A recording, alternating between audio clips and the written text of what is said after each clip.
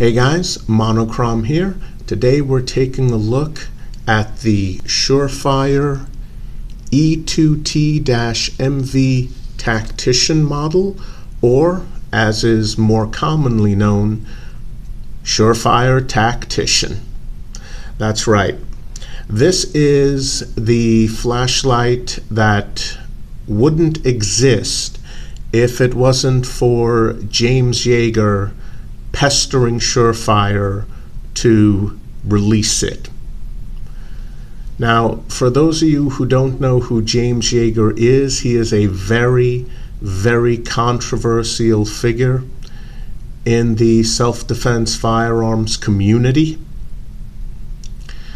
And, well, he has a hell of a lot more haters than I do. Let's just put it that way. I'll never forget one time seeing a video on YouTube in which one of his haters said they had proof that James Yeager was a miserable coward. Watch the video. Out of curiosity, I clicked on the video and it showed the exact opposite. It showed a caravan in Iraq or Afghanistan being ambushed. James Yeager was in one of the Humvees. He was riding with a soldier who got ambushed as well. The soldier got hurt. Yeager jumped out of the vehicle and he provided aid and comfort to the soldier while taking cover from incoming gunfire. And he didn't leave that soldier's side at all. He showed remarkable bravery. So a video on YouTube designed to show how much of a coward he is showed the exact opposite. I guess the person who uploaded the video figured, oh, he's a coward for taking cover from incoming gunfire. All right, yeah, well, I have heard that James Yeager is very difficult to work for, but that's because he is highly professional and he expects his employees to be highly professional at the school where he teaches self-defense with firearms. So, highly controversial figure. I have a ton of respect for him. This flashlight would not exist if it wasn't for him pestering SureFire to re-release their much older SureFire E2E model with some improvements. And that is basically what this is. If you guys are familiar with SureFire's older line of lights, this is an E2E with some really nice tweaks and improvements.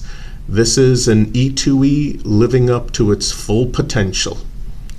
So let's start from the tail cap and work our way down to the bezel. This is a momentary tail cap switch. You press it, the light comes on in the highest setting, which is 800 lumens.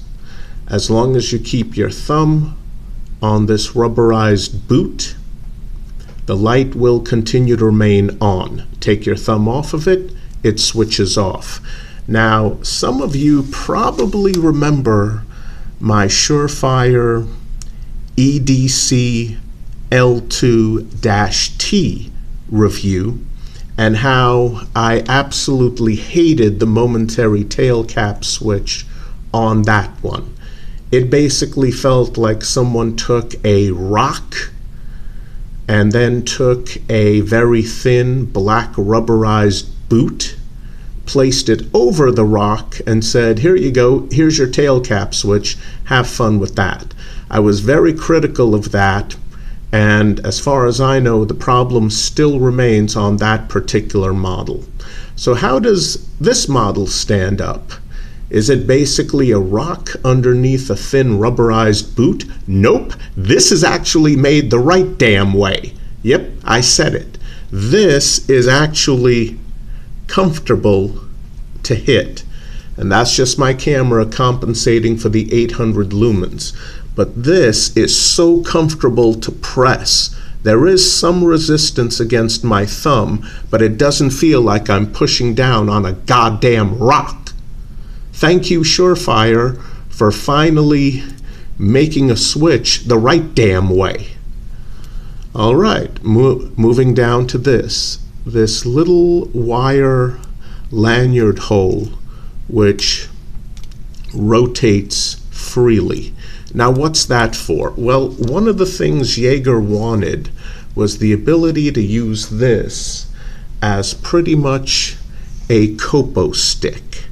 Now, this is a commercially made copo stick by Boker, and the way this works is you put this in your palm like this, and then this section, which is a little too long on this particular one, goes around your middle two fingers. And now you can use this as a hammer fist enhancer for striking both front and back. And also you can open up your hand and this will not fall out of your palm. And what you can do with this is slap someone and they'll be hit with the copo stick itself. You can also open up your hand and you can grab a potential attacker, or maybe jump in, hit a potential attacker. If he's holding on to a victim, grab the victim, bring them out to safety. And this works really well. Now, what Yeager wanted was that ability on this light. So here's what you get with the Tactician. You get this adjustable lanyard with a small, thin, double-sided wire hook. Now this end clips onto here. And then you have this like this. Let's just pretend I clipped it. And this comes down here all the way towards the bezel. And then you put your hand through here. And what you basically have, once you put this over the head or the bezel, you basically have a copo stick. And you're supposed to be able to use it as such. Here's the problem. Check out how thick this is compared to an actual copo stick. Yeah, I have a lot of respect for Mr. Yeager, but this was just very poorly thought out. Yeah, because the problem is when you have this hanging off of your palm, imagine my thumb isn't there. You have this hanging off of your palm with the lanyard going across. This is too thick. You're not going to be able to grab anything. Certainly not an assailant, not a victim to drag them to safety. You're certainly not going to be able to reload your concealed carry handgun and put a magazine into the gun. Now somehow Yeager is able to pull it off. That's great. I don't know how he does it. This is a great way to fumble a reload. And actually, it doesn't work because a lot of the time if you need your tactical light, as you're pulling this out with one hand, your dominant hand is pulling out your handgun. So how exactly are you supposed to wrap the lanyard around to have it secure? It just doesn't work. Thankfully, though, you really don't need the lanyard, and it is a giant pain in the butt to take off if you put it on. Believe me. But thankfully, you really don't need that lanyard system because check out this checkering. Now, this checkering is 1,000 times more aggressive than my camera is making it look like. This checkering is one notch below a cheese grater. Okay, I'm exaggerating. Honestly, not by much though. Not by much. This is that wonderful, deep, rough checkering that you used to be able to get on practically all of SureFire's older handheld flashlights, before SureFire started listening to the critics and releasing flashlights with no checkering, which were ridiculously baby smooth and easy to drop, such as the original SureFire E1B model. I mean, it was so ridiculous. Now, it does have some flat segments which aren't checkered in order to make it easier to withdraw from a pocket, but imagine these flat segments being all over the body of the light. Absolutely ridiculous. Ridiculously smooth. I'll never forget the first time I picked up a SureFire E1B, the very first model of ridiculously smooth SureFires. It was at an authorized dealer, and the damn thing nearly fell out of my fingers and landed on the glass counter. Thankfully, I was able to catch it. Absolutely ridiculous. Sometimes you need to tell the critics to go to hell. But thankfully, this is old school SureFire. Rough, deep, aggressive, cheese grater-like checkering. You got this in your hand, it's not falling out. This is not coming out of your hand. This is freaking excellent. Now, the carry clip is bezel up only. Yeager specifically wanted it that way, and this is actually the way it should be if you typically carry a handgun with your tactical light. You turn on the light, you see what's in front of you, you got your handgun out, you can instantly identify a threat. If you think something is a threat, you've got your light out, you're checking, oh, it's not a threat, good. No one gets shot by accident. Sometimes that happens. You think you see a threat. Oh, there's someone in the shadows. They're reaching for something. What is it? Is that a gun? Light them up. Oh, hey. Okay, not a gun.